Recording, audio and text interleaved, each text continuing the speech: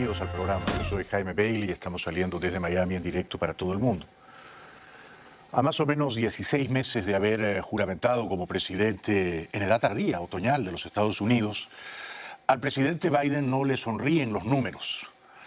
Las encuestas le son hostiles porque, como veremos a continuación, una clara mayoría desaprueba su trabajo. 56% de los estadounidenses, y creo que yo me incluyo entre ellos, a mucha honra, desaprobamos el trabajo del otoñal, vacilante, desorientado señor Biden, que debió ir a Kiev, Ucrania, pero mandó a su secretario de Estado y a su secretario de Defensa. 41%, quiero creer que este es su núcleo duro, de allí ya no podría ir más abajo, está con Biden todavía. Con estos números, los demócratas van a perder las elecciones de medio término parlamentarias de noviembre. Y si las pierden, van a perder el dominio que tienen en la Cámara de Representantes. Y si lo pierden, Trump va a conseguir uno de sus sueños más caros, jubilar políticamente a la señora Nancy Pelosi. El siguiente cuadro es un poco arduo de explicar, pero si ustedes ven las columnas en amarillo, verán cómo el flujo mensual de refugiados en la frontera sur se ha disparado exponencialmente el último año y fracción, desde que Biden asumió su mandato. Y esto tiende a seguir creciendo. ¿Esto es malo, es alarmante, es apocalíptico, es catastrófico? No, yo creo que no. Esta gente viene a trabajar, pero algunos xenofóbicos creen que esta gente hace daño, que esta gente viene a robar, a delinquir, a vender drogas, a traficar con armas, y que la frontera debería ser un gigantesco muro impenetrable. Yo no veo así las cosas. Además, tanto Biden como Trump están complicados en el flanco legal. Trump, por haber hecho un montón de llamadas indebidas, tramposas, para subvertir el resultado de las elecciones que perdió en buena lid ante Biden. Ahora, como saben, ha desafiado a la justicia y le han impuesto una multa de $10.000 cada día si continúa desafiándola. Trump está metido en un jardín, en una enredadera, en un berenjenal. Vamos a ver cómo sale. Pero Biden también. A Biden no lo están investigando a su hijo Hunter Biden por los negocios muy raros, muy sospechosos que hizo con Ucrania, con China y con Rusia, cuando su papi era vicepresidente de Obama. Pero Biden no habla de eso y Hunter mucho menos, ¿no? Esquivan el tema. Sin embargo, la investigación avanza. Fiscal general Merrick Garland dice que está reuniendo pruebas consistentes contra el hijo de Biden. ¿Cometió delito el hijo de Biden al cobrar millones de dólares de China, de Ucrania, de Rusia cuando su papi era vicepresidente? Quizá. Esto se está investigando. Hoy se lo preguntaron a la secretaria de prensa de Biden, la señora Psaki, y ella, por supuesto, esquivó la cuestión con una felina agilidad. No respondió. Does the president still maintain that he never spoke with his son about his business dealings? And given this reporting on Eric Schwerin, does he also say that he has never spoken to his son's business partners about his son's business dealings? He maintains his same statements that he's made in the past. I would say I know you're referring to Waves records that were released more than 10 years ago. I really don't have more detail or information on them. I'd note that there was a gap when Waves records were not released, but I don't have more information about visits from more than 10 years ago. Claro. Por supuesto, ella no tiene la información, nadie tiene la información, pero la justicia sí está recogiendo la información. Y si esto llega a buen puerto, a Biden lo van a meter en líos. Porque la gran pregunta es, ¿Biden sabía que su hijo estaba cobrando esos dineros indebidos? Y la respuesta obvia es, claro que sabía, si lo llevaba en el avión con él. Y lo presentaba, miren, este es mi hijo, a los ucranianos, a los chinos, este es mi hijo Hunter, que ha fundado una compañía y que da asesorías, consultorías en temas energéticos. A lo mejor se pueden poner de acuerdo. Bueno, si eso no es conflicto de intereses, ¿entonces qué? Como ustedes saben, Ucrania ha ganado la batalla de Kiev. Todavía no ha ganado la gran guerra de Ucrania, pero la va ganando. La batalla de Kiev la ganó ya. Los invasores, los soldados rusos, huyeron de Kiev como lagartijas con la cola rebanada, como alimañas pisoteadas. Por eso hoy el presidente Zelensky, héroe de guerra, visitó a los niños heridos en la batalla de Kiev y les regaló, entre otras cosas, laptops. Fue un momento conmovedor. З днем народження. Клас, доброго дня. Здравствуйте. Як самочувствие? Нормально. Нормалюк? Молодець, виглядаєш класно. Красивий хлопець. Ну що тут? Золото, брилянти? Майже. Ну, золото, брилянти, воно всього тут. Дуже хорошо, клас. Слухай, так де ж день народження? Ми тебе привітаємо. Можеш нічого не говорити? Так. iPad. Где iPad? Пойдет? Пойдет. Ну, сразу распаковывать. Кира, привет. Как дела? Рад бачити. Доброго дня. Приветствую. Здравствуйте. Здравствуйте. Спасибо. Вы меня не смущаете. Так, у нас вот такой подарок. Пойдет? Хотела уже, правда? Пожалуйста. Ну, надо же. Спасибо. Спасибо. Удачи. Ну, давай, пока. Здорово. Qué gran momento, qué lindos regalos. Es la confirmación de que Ucrania prevaleció, el bien triunfó sobre el mal y la batalla de Kiev ha sido ganada. También es la confirmación de que un cómico, Zelensky, se puede convertir en un estadista y en un héroe de guerra. En cambio, un espía criminal, como era Putin en la Alemania comunista, en la época de la Unión Soviética, no se puede convertir en un estadista serio. Seguirá siendo un espía criminal. Bueno, el secretario de Naciones Unidas, el señor Guterres, portugués, está perdiendo el tiempo en Moscú. Primero se reunió con el canciller ruso, el malvado, perverso señor Lavrov. Y Lavrov, por supuesto, le toma el pelo a Guterres, ¿no? Porque dice que sí, que pueden hablar de las vías diplomáticas y de un acuerdo de paz. Pero ni Lavrov ni su jefe maléfico Putin quieren la paz con Ucrania. Lo que quieren es derrotar militarmente a Ucrania, ya no en todo el país, porque han perdido, pero al menos en el Donbass. Durante el encuentro de este martes en Moscú entre el ministro de Asuntos Exteriores ruso, Sergei Lavrov, y el secretario general de la ONU, Antonio Guterres, parece ser que el fortalecimiento de la cooperación entre Rusia y la ONU fue uno de los temas de discusión, acercando a la organización al principio del multilateralismo, según Lavrov. Las Naciones Unidas están dispuestas a movilizar plenamente sus recursos humanos y logísticos para ayudar a salvar vidas en Mariupol. Mi propuesta es que la ONU, el Comité Internacional de la Cruz Roja y las fuerzas ucranianas y rusas trabajen de forma coordinada para permitir la evacuación segura de los civiles que quieran salir de la planta metalúrgica de Azovstal y de la ciudad de Mariupol en la dirección que elijan y para prestar la ayuda humanitaria necesaria. Pero si será candelejón este diplomático de la ONU, Guterres, ¿no? Esta es su propuesta. La ONU, la Cruz Roja, los soldados rusos y los soldados ucranianos van a trabajar conjuntamente en Mariupol. Trabajar conjuntamente para rescatar a los civiles de la planta de acero. ¿En serio? ¿Por qué no invita a Disney también? No van a trabajar conjuntamente los soldados rusos con los soldados ucranianos, porque los soldados rusos son invasores. Y los soldados ucranianos tienen que repeler al invasor, tienen que derrotarlo. No puede usted ser tan candelejón como para ir a Moscú a decirle al cínico Lavrov, trabajemos conjuntamente por la paz. Es que Lavrov debe estar riéndose por dentro, pensando, pero este gordito lusitano es más tonto de lo que me habían dicho. Nosotros vamos a trabajar conjuntamente con los ucranianos por la paz. Lavrov y Putin piensan que Ucrania no tiene derecho a existir como república independiente, que Ucrania es parte de Rusia, punto. Por lo tanto, Rusia tiene todo el derecho de devorar Ucrania entera o por pedacitos. Trabajar conjuntamente por la paz. También dice el señor Guterres que está preocupado por posibles crímenes de guerra. Oiga, tenga espina dorsal y diga por crímenes de guerra, no posibles. I'm concerned about the repeated reports of violations of international humanitarian and human rights law and possible war crimes, and they require independent investigation for effective accountability. And we urgently need humanitarian corridors that are truly safe and effective and that are respected by all, to evacuate civilians and deliver much needed assistance. Bueno, en fin, está perdiendo el tiempo, ¿no? ¿De verdad cree que las tropas rusas van a trabajar conjuntamente con las tropas ucranianas? Es que parece un chiste, ¿no?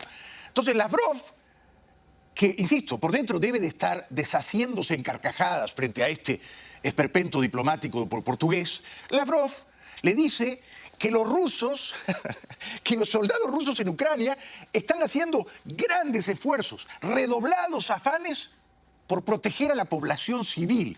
Sí, como no. Эти цели заключаются прежде всего в защите мирного населения, и здесь мы заинтересованы сотрудничать с коллегами из ООН. O sea, protegen a la población civil ucraniana matándola. Tirándole bombas, misiles, cohetes, sembrando minas, matan ancianas, mujeres embarazadas, niños, violan a las jóvenes. Eso es proteger a la población civil. Hemos visto lo que los rusos han hecho en Bucha, en Irpin, en Borodianka, en Kharkov. Lo hemos visto, lo seguimos viendo. ¿Cómo puede tener la insolencia moral este criminal de Lavrov para decir que están protegiendo a la población civil de Ucrania? Y luego la gelatina de Guterres, que es una gelatina dice, creemos que Rusia ha contravenido, ha violado la Carta de las Naciones Unidas. ¿De veras? I had a very frank discussion with the foreign minister, Sergei Lavrov, and it is clear that there are two different positions on what is happening in Ukraine. According to the Russian Federation, what is taking place is a special military operation with the objectives that were announced. According to the UN, in line with resolutions passed by the General Assembly, Russia's invasion of Ukraine is a violation of its territorial integrity and against the Charter of the United Nations. Pero no dice lo que hay que decir, ¿no? No se atreve, claro, es un diplomático. Los diplomáticos son expertos en decir medias verdades o en decir mentiras, ¿no? Son expertos en la duplicidad. Una cosa es la que piensan, otra cosa es la que dicen. Putin es un dictador, es un criminal de guerra. Lo que están haciendo en Ucrania es un genocidio, no dice nada de eso, nada. Decir que están violando la Carta de Naciones Unidas, esto es lo más duro que dice. Luego Putin lo recibe. Y lo mismo que hizo con Macron, lo sienta a una mesa que yo creo que está más o menos a 1,5 millas de distancia, la gelatina portuguesa de Guterres. Entonces, claro, Putin, enano malvado, hijo de Putin, lo mira allá lejos, ¿no? Una gelatina temblorosa. Y Putin le dice, sí, cómo no, nuestra operación militar está avanzando, pero por el momento, mientras avanza, también si quiere hablemos de paz, ¿cómo no?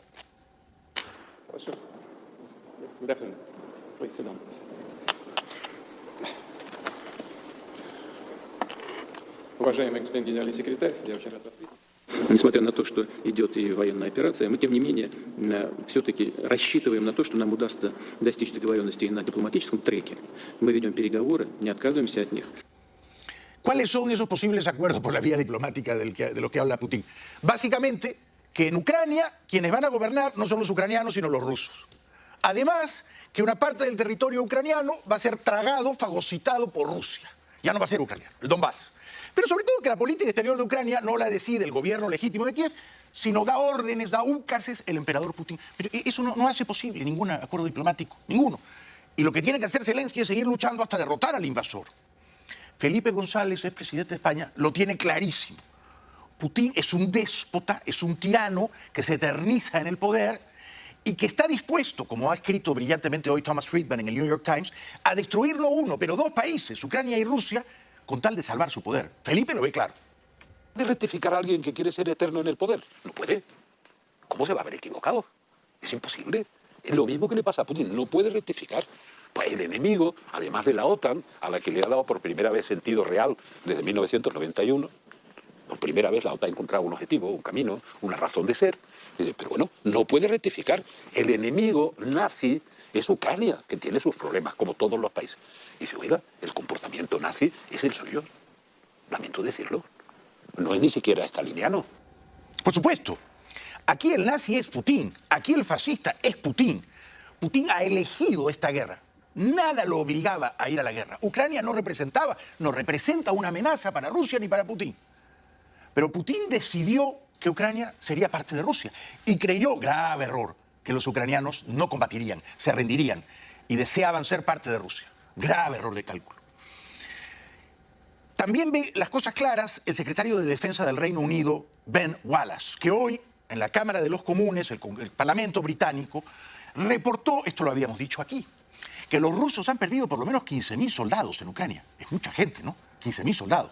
Que los ucranianos han destruido por lo menos 530 tanques rusos y derribado por lo menos 60 helicópteros rusos. En conclusión, y esta no es propaganda, Ucrania va ganando la guerra. It's been 61 days since Russia invaded Ukraine, and it has been 74 days since my Russia counterpart assured me that the Russian army would not be invading. It is our assessment that approximately 15,000 Russian personnel have been killed during their offensive. Alongside the death toll or the equipment losses, and in total, a number of sources suggest that to date, over 2,000 armoured vehicles have been destroyed or captured. This includes at least 530 tanks, 530 armoured personnel carriers, and 560 infantry fighting vehicles. Russia has also lost over 60 helicopters and fighter jets. Grandes noticias, ¿verdad? Bueno, vamos a la pausa. Al volver, el canciller ruso Lavrov amenaza al mundo libre con la guerra nuclear. ¿Por qué lo hace? Porque Rusia está perdiendo la guerra. ¿Por qué la está perdiendo? Porque el mundo libre le ha dado y le sigue dando a Ucrania armas tecnológicas muy eficaces y muy poderosas. Y como Rusia quiere impedir que ese suministro de armas continúe y se fortifique, entonces agita la bandera terrorista de la guerra nuclear. No hay que hacerles caso, hay que derrotarlos. Ya regresamos.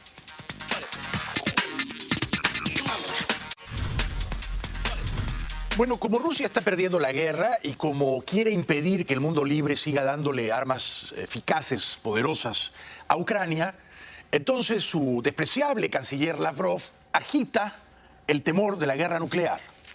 Риски весьма и весьма существенные. Очень не хотелось бы, чтобы эти риски искусственно раздувались, а желающих таких немало. Опасность серьезная, она реальная. Es la advertencia de Rusia en boca de su ministro de Exteriores. El peligro de una tercera guerra mundial es real, dice Sergei Lavrov. Palabras que ya tienen respuesta de Kiev. El ministro de Exteriores ucraniano, Dmytro Kuleba, asegura que Rusia quiere asustar al mundo porque siente que está perdiendo la guerra. Es exactamente así, por mucho que Lavrov diga que el peligro es muy serio, que los riesgos son considerables, en realidad está tratando de asustar, de meter miedo, de intimidar al mundo libre para que no asista militarmente a Ucrania. Sergei Lavrov agita el fantasma de una eventual guerra nuclear. El peligro es grave, real y no debe subestimarse, ha asegurado en una entrevista al jefe de la diplomacia rusa. Según Lavrov, Rusia parte del principio de que una guerra nuclear es algo inadmisible, pero añade que el riesgo es bastante significativo y que a Moscú no le gustaría ver esos riesgos inflados artificialmente. Por lo que se refiere a las negociaciones con Kiev, tampoco se mostró optimista. Porque, añade este repugnante canciller ruso, el gobierno ucraniano obedece órdenes del gobierno de Biden. Eso es verdad, es mentira. Biden ni siquiera fue a Kiev. Biden y su equipo están dándole al gobierno de Ucrania algo, una partecita de lo que necesitan para defenderse. Ni siquiera para atacar, para defenderse. Hasta ahora casi todas las armas que ha recibido Ucrania han sido defensivas. Casi todas. El misil Javelin, el misil Stinger, el dron turco, el dron Switchblade, el dron Kamikaze. Pero no son armas de largo alcance que puedan, por ejemplo, poner en peligro a Rusia. No. Por lo tanto, es mentira que Ucrania sea una colonia de Estados Unidos. Es mentira. Muchos de nosotros estamos convencidos de que la posición real de Ucrania se determina en Washington, Londres y otras capitales occidentales. Y por lo tanto, nuestros analistas políticos dicen, ¿por qué hablar con el equipo de Zelensky? Tenemos que hablar con los estadounidenses, negociar con ellos, llegar a algún tipo de acuerdo. No obstante, Lavrov señaló que todavía sigue negociando con el equipo que puso Zelensky y que esos contactos continuarán. A estas alturas, el único acuerdo posible con Moscú es váyanse de una vez y por todas de Ucrania. Lárguense de Ucrania. Dejen de martirizar, de torturar a los civiles inocentes. Respeten la soberanía y la independencia de un país que lleva más de 30 años. Ucrania no es ni será parte de Rusia. Punto. Y luego dejen que Ucrania sea un país libre y democrático que decida su futuro y su destino. Si quieren ser parte de la comunidad europea, que lo decidan los ucranianos. Si quieren ser parte del paraguas militar de la OTAN, pero ¿por qué no? ¿Por qué no? Rusia no tiene derecho de gobernar Ucrania ni de gobernar ningún país independiente. Es un acto de matonería, de prepotencia moral, de verdadero imperialismo. El imperialismo de este tiempo es el de Putin. En una reciente entrevista con el periodista británico Piers Morgan, Trump se refirió a la amenaza nuclear que agitan tanto el dictador ruso como su maléfico canciller y dijo que le parecía inaceptable que usaran esa palabra. Right now in Ukraine, if you were the president, Putin uses the N-word. I call it the N-word. He uses the N-word, the nuclear word, all the time. That's a no-no. You're not supposed to do that. He uses it on a daily basis. And everybody's so afraid, so afraid, so afraid. And as they're afraid, he uses it more and more. That's why he's doing the kind of things he's doing. He's doing them because he thinks nobody's going to ever attack us because they're all stupid and they're afraid to talk about it. I totally agree with you. Okay? So what do you do about instead of, excuse me, a little complicated. Instead of, kowtowing, instead of Biden saying, oh, he's got nuclear weapons. He keeps saying he's got nuclear. We have better weapons, and we have the greatest submarine power in history. So what would you say and do? I would say we have far more than you do, far more powerful than you, and you can't use that word ever again. You cannot use the nuclear word ever again. And if you do, we're going to have problems. Tiene razón Trump, aunque Trump es un bocazas y un fanfarrón, pero en esto tiene razón. No debemos dejarnos intimidar por la matonería de Putin, porque Rusia no va a ir a una guerra nuclear. Rusia está perdiendo una guerra terrestre en Ucrania. Rusia ha demostrado que es una economía tercermundista con un ejército tercermundista. Todo le ha fallado en esta guerra a Rusia. La inteligencia, el cálculo, la previsión, el suministro, la logística, la moral de los soldados, las comunicaciones, los teléfonos satelitales encriptados. Todo les ha fallado a los rusos. Es el manual perfecto de cómo no ir a una guerra. Engañando además a tus propios soldados y diciéndoles, no, vamos a ir a la frontera con Ucrania a hacer ejercicios, ensayos, no vamos a la guerra. Luego los empujas a la guerra y ese soldado no quiere combatir, porque no ve razones para martirizar, torturar al hermano ucraniano. Esta es una guerra, en conclusión, que Moscú, que el déspota de Moscú eligió y que la eligió solamente para cimentar su poder interno, pensando que los rusos lo aclamarían como un héroe, como un emperador, como una suerte de zar moderno. El gobierno de Kiev replica que Moscú eligió la guerra en lugar de las conversaciones cuando atacó varias ciudades con misiles durante el fin de semana. El presidente ucraniano Volodymyr Zelensky ha reiterado que Rusia no podrá ganar esta guerra y pedido a sus conciudadanos que hagan todo lo posible para que la presencia de las tropas rusas en Ucrania sea insoportable. Todos en el mundo, incluso los que abiertamente no nos apoyaban, están ahora de acuerdo en que es en Ucrania donde se decide el destino de Europa, el destino de la seguridad mundial y el destino del sistema democrático.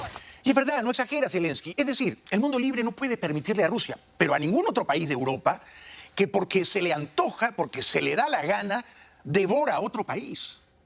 Bien sea por razones históricas, bien sea porque quiere robar sus recursos naturales, su riqueza en el subsuelo. Esto no se puede permitir. En estos tiempos uno no puede permitir que un país invada a otro y se lo trague, lo devore. No se puede permitir. Esto es lo que está en juego. Por eso ahora los rusos, que se baten en retirada, tratan de impedir, pero van a fracasar en esto también, que Occidente siga suministrando armas al gobierno de Kiev. Por eso vuelan rieles, vías de ferrocarril, en la previsión de que por esos rieles viene parte del armamento. Por eso disparan misiles que caen en cualquier lugar, tratando de destruir estaciones ferroviarias o carreteras donde presumiblemente por las que presumiblemente pasan las armas que Occidente le da a Zelensky. A medida que la guerra se intensifica en el este, Rusia parece de entrada en la destrucción de las infraestructuras ucranianas y en la interrupción de las rutas de suministro militar desde el extranjero. Están bombardeando de forma caótica a todo el pueblo. No vemos la lógica de estos bombardeos, denuncia esta portavoz militar ucraniana. Primero disparan sobre el ferrocarril, después sobre instalaciones industriales y al día siguiente sobre zonas residenciales. Volviendo a la famosa entrevista de Trump con Piers Morgan. Piers Morgan dijo que Trump se había levantado ofuscado y que había interrumpido bruscamente la entrevista. Luego se ha demostrado que no fue así. Veamos cómo fue la parte final de esa entrevista, bastante cordial en lo que a mí respecta. Por lo pronto, Piers Morgan le hacía preguntas bien fáciles, bien amigables. Por ejemplo, ¿cuántas vidas salvó el egregio señor Trump durante la pandemia? You glad that the vaccine program worked? I know that I was surprised, I'll be honest, but I was pleasantly surprised that you came out and said that you'd not only been fully vaccinated, but you thought other people should be too. Well, we saved tens of millions of lives. Maybe this would have been the Spanish flu of 1917 had we not come up. And I got it done in 9 months as opposed to, they were projecting from 5 to 12 years. I got it done in 9 months. So I'm very proud of it. You were great. I'm against mandates, right. Strongly against mandates, but I'm very proud of what we did. I saved worldwide tens of millions of lives. Ya sabemos que Trump es incapaz de hacer una autocrítica, ¿no? Ya sabemos que es un mitómano compulsivo y entonces él reescribe el pasado, ¿no? Reescribe la historia, dice que todo lo hizo bien y que él tomó al coronavirus como una amenaza muy seria desde el principio. Y no es verdad, porque desde el principio él no se apuró en pedirle a la gente usen la mascarilla, a menudo él no la usaba, ni tenía premura tampoco por vacunarse. Do you accept that early on in the pandemic that you didn't take it seriously enough, or you were being told how serious it was? No, but I don't accept. I you don't weren't accept. sharing that with the American people. I'm a cheerleader for this country. I want to be positive for this country. I take everything seriously, and I took that very seriously. But I'm a cheerleader for the country, and our country came out of it better than anybody else. We've done a great job. A final question, President Trump. It's been good to catch up with you after this lengthy time. I haven't mentioned... That's it. No, yeah. No, I realise that. I realise that. I'm not like... Very I just distant. haven't asked you You're about... very distant. This was a 20-minute interview. I'm sorry. Listen, this was a 20-minute interview. Don't you think? I think it's fine. It's fine. It's fantastic in your opinion. Este fue un momento claro de tensión. Trump quería cortar la entrevista, su jefe de prensa también. Trump le dijo, eres un deshonesto, pactamos 20 minutos, es de suponer que habían excedido el tiempo. En las entrevistas suele ser así, ¿no? Te dicen 15, 20 minutos y luego es una hora. Pero hay que tener piel de elefante. Y Trump estaba harto y quería irse. Ahora, fíjese la última pregunta que le hace Morgan, ¿no? Porque uno pensaría, la última pregunta es la bala de plata. Es la pregunta más dura de todas. Como el tipo ya se quiere parar e ir, bueno, atrévete, y la última pregunta tiene que ir directo al corazón. No, le pregunta por un partido de golf que jugó Trump y por un disparo, un tiro, un golpe, no sé cómo se dice, un golpe, que Trump comenzó el hoyo e hizo un golpe prodigioso, sobrenatural, y en un solo golpe metió la pelotita en el hoyo. Esta es la última pregunta. ¿De veras? I wanted to end with the hole-in-one. I just haven't asked about the hole-in-one. Do you want to... Go ahead. Go ahead. You recently got a hole-in-one playing golf with Ernie Els, one of the great golfers of the world. What was that like for you? Well, it was great. He's a great guy, great player, one of the most beautiful swings, they say, in the history of golf, and very powerful. and I made it with him and actually 3 other tour pros, and it was quite a thrill. Talk me through the shot. Well, I hit the ball. It was hit well. It felt good. The wind was blowing hard into my face. It was a 5-iron that went 181 yards, and it went clank right into the hole. It landed on the green in one bounce, and it went clank. And Qué pregunta adulona, genuflexa, babosa. La última pregunta de Piers Morgan, ¿no? Y luego la pregunta, cuéntame cómo fue la trayectoria de la pelotita de golf. Descríbeme ese golpe prodigioso tuyo. Un golpe y al hoyo directo. ¡Qué barbaridad! Es decir, usted es un héroe nacional. Y entonces luego Morgan, fíjese cómo termina la entrevista. Uno que pensó que había terminado a las bravas, peleando, diciéndose procacidad. No, Piers Morgan le dice, ¿y es verdad que usted pagó una ronda de tragos para todos, para festejar este golpe prodigioso? Buy a round of drinks in the bar after? I don't know, but I would certainly have been happy to. Well, you don't drink? I don't drink, no. It is traditional. You buy a round for everyone. That is true. That is true. Did you do that? Probably happened. I didn't check, but probably happened because I owned the club. I'm sure it happened. Congratulations on the whole All right, thank you very much. Thank you for a great interview. Thank you very much. Appreciate it. Okay. Thank you. Okay, let's go. That was a great interview. Yeah, it was fun. Thank you very much. I really appreciate it. Turn the camera off.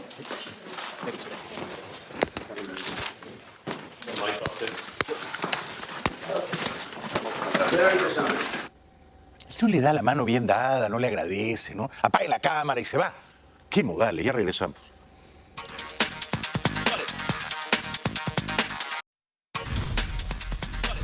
Esta es una buena noticia. El secretario de Defensa de Estados Unidos, Lloyd Austin, se ha reunido hoy en Europa con ministros de defensa de 40 países, incluso países que no son de la OTAN, con el propósito de dar armas que le permitan a Ucrania ganar la guerra.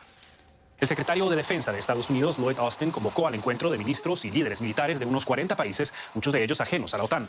El objetivo es aumentar el suministro de armamento a Ucrania. Más allá de los envíos de tanques, Berlín también autorizó el entrenamiento de soldados ucranianos en suelo alemán en colaboración con el ejército estadounidense. Austin cree, y yo también, que Ucrania va ganando la guerra, que Ucrania puede ganar la guerra del todo, y el secretario de Estado, Tony Blinken, dijo, por lo pronto, Ucrania ya ganó la batalla de Kiev. The Ukrainians have won the battle for Kyiv. And for all the suffering that they've endured, for all the carnage that Russia's brutal invasion continues to inflict, Ukraine was and will continue to be a free and independent country. It's impossible not to be moved by what the Ukrainians have achieved. It's also impossible not to believe that they will keep succeeding because they know why they fight. Tony Blinken dijo también a una pregunta del senador Paul que Estados Unidos continuará ayudando a Ucrania para repeler la agresión, la bárbara agresión rusa. Negotiated peace. Would President Biden be open to accepting Ukraine as an unaligned, neutral nation? We, Senator, are not going to be more Ukrainian than the Ukrainians. These are decisions for them to make. Our purpose is to make sure that they have within their hands the ability to repel the Russian aggression and, indeed, to strengthen their hand at an eventual negotiating table. We've seen no sign to date that President Putin is serious about meaningful negotiations. If he is, and if the Ukrainians engage, we'll support that. Como Polonia y Bulgaria, ex países soviéticos, están dando armas a Ucrania para derrotar a Rusia, Rusia hoy anunció que le corta el suministro de gas a Polonia y a Bulgaria. A ver si Alemania tiene la espina que han tenido los polacos. Polonia y Bulgaria informaron que a partir del miércoles dejarán de recibir gas ruso por decisión del gigante energético de ese país, Gazprom. Polonia afirma estar preparada para afrontar la interrupción del suministro y aseguró la plena independencia de las materias primas rusas. Según el gobierno polaco, sus instalaciones de almacenamiento de gas están llenas en un 76% y Polonia está preparada para obtener gas de otras partes. El gobierno búlgaro también aseguró que no hay motivo para que la población se preocupe por la interrupción del suministro de gas ruso. Hay que dejar de comprarle gas a Rusia, y punto. Un reportero británico muestra una base secreta de drones ucranianos, súper eficaces estos drones. We managed to meet a Ukrainian drone team who are operating in a secret base near the Ukraine-Russian border, flying a Leleka drone over Russian soil. Now, they do this every day to look for the positions that the Russians might be using to shell Ukraine. But on one of these missions, they discovered what they said was a Russian tank graveyard. The footage they showed us appeared to underline what we've already heard about Putin's devastating battlefield losses in this fight for Ukraine. Un diario británico captura el exacto momento en que un misil ucraniano destruye un tanque ruso. Господи, спаси нас. Выстрел!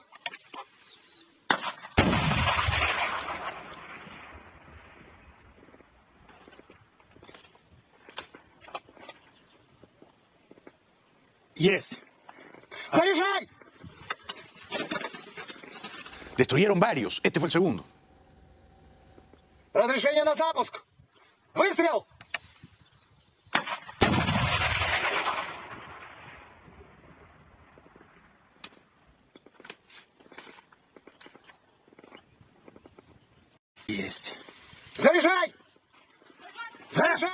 Y fíjese cómo Ucrania dispara y salen silbando sus misiles contra los invasores.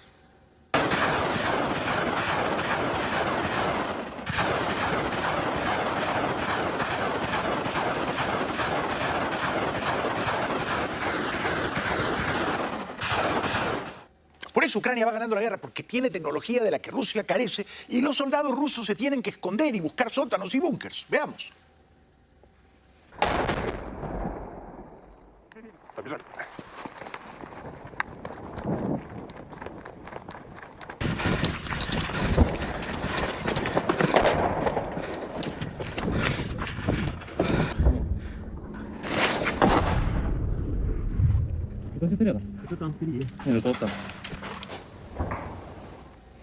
Y con ayuda de excavadoras, los ucranianos cavan trincheras.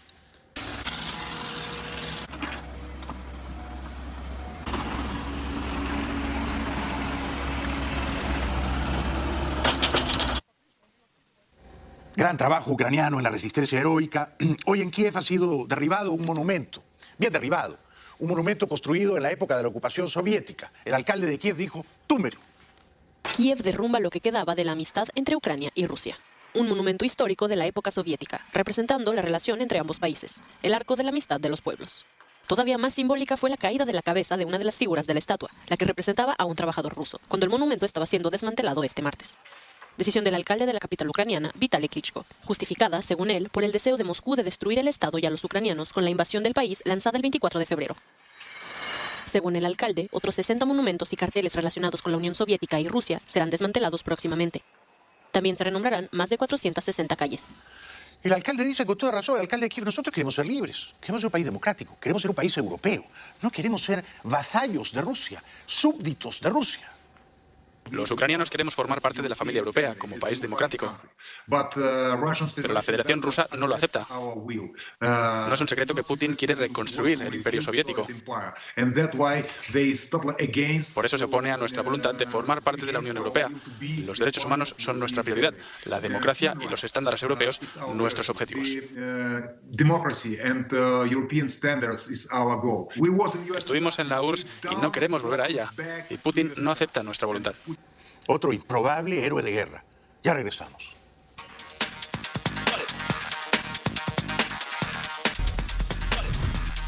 Para terminar, y en una nota de satisfacción personal, les recuerdo que Silvia Núñez del Arco, que para mi fortuna es mi esposa y la madre de nuestra hija Zoe, acaba de publicar con la editorial Planeta, nada menos, una novela, su quinta novela, titulada Si me dejas, me mato, que es una tremenda historia de amor entre dos adolescentes. Si quieren leer la novela, la pueden descargar en Kindle o en iTunes, en cualquier lugar del mundo y a un precio muy asequible, muy razonable. Si están en el Perú, la pueden encontrar también físicamente en las librerías. Bien, suerte a Silvia. Muchos éxitos con la novela. Esto ha sido todo por hoy. Gracias por acompañarnos. Seguiremos conspirando mañana.